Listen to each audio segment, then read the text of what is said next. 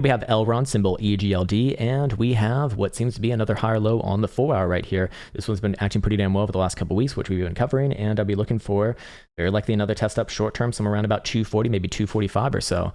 Let's see what the daily looks like for right now. Just a general uptrend, very, very nice. I would have an invalidation on this below the last low on the 4-hour, which is on a tick basis. What is it, like basically 218. You know, if you do take out that area to the downside, I'd probably imagine Bitcoin turns back down below about 43.5 at that point.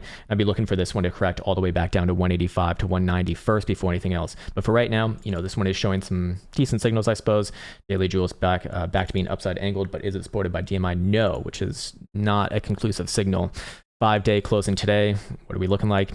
Okay, I don't really have any major issue with this. I know that there's some bearish evidence right there, but that's already played out down to the 21. I mean, that was a pretty decent size move to be for, yeah, 45% move. I think it's safe to say that one's played out. Let's go over here and see what momentum also to say, and if they agree with those biases. Daily is going to be postured up as long as above 223 on closing. 12 hour is going to be up above 235, 236 region. 4-hour is going to be up as long as above 217, and hourly is going to be up as long as above 228. So I would be more bullishly biased on this one.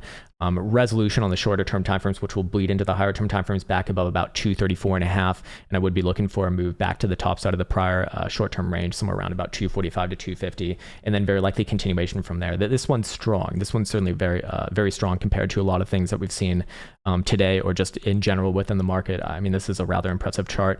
Of course, we got the monthly and quarterly closure coming up. Any sort of a closure basically above 220 to 230 is going to look really, really good coming into October, November. You know, could we come up with some areas of interest long term? Perhaps, or I guess I've already done it. I've already hit the 281, so I guess like very long term coming into end of year, assuming that the monthly and quarterly closure is good. Might even be looking at, like, I'm not going to say those numbers, but they are big numbers compared to where it's at right now.